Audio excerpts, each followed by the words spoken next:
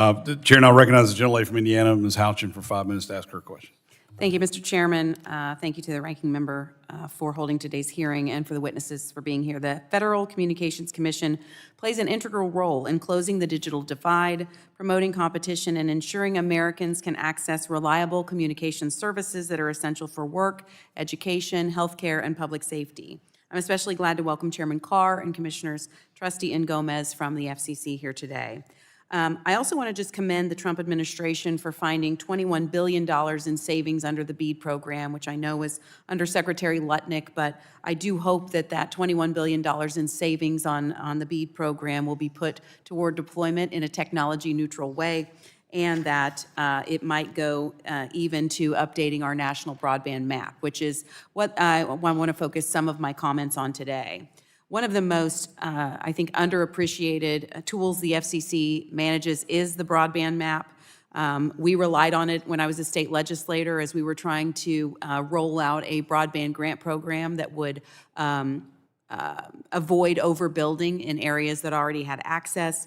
It's a map that is increasingly relied upon, not just by the FCC, but by other federal agencies, state broadband offices, and communities across the country. It really shapes where taxpayer dollars go, how programs are designed, and again, preventing overbuilding and making sure that we're actually reaching unserved Americans.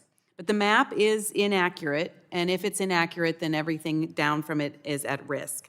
In April of 2025, the GAO warned that federal agencies are directing tens of billions of dollars in broadband funding based on the map, despite concerns about the accuracy of the data. The report issued 6 recommendations for the FCC related to broadband mapping and improving interagency coordination. Chairman Carr, where does the FCC stand today on implementing GAO's recommendations, particularly validating true access to broadband and strengthening the map? Well, thank you, Congressman, for your leadership, including on these critical rural broadband issues. The FCC is working on all the recommendations there, and one thing that we have is we have a coordination agreement with NTIA and others to make sure that we're getting all of the data put in the map. For instance, as you've indicated, there's dozens and dozens of different broadband funding programs out there, and if we can make sure they all funnel their information through a single map, that'll really help improve. The map itself is starting to stabilize. We're seeing the fabric start to stabilize. We're seeing more accuracy out of it. So I think we're heading in the right direction, but more work to do. Thank you. You know, many of my colleagues and I were working on both sides of the aisle on legislation that does rely on the accuracy of the map. That includes my Data Bridge Act, which directs the FCC to incorporate USDA cultivated land data into the national broadband map. And this is important because in rural and agricultural areas, we want to make sure that's mapped accurately so that funding reaches an entire farm or field, not just a farmhouse address, and supporting connectivity in modern agriculture like precision ag. In the time I have remaining, I do want to pivot to the broadcast policy, Chairman Carr, specifically the broadcast ownership cap.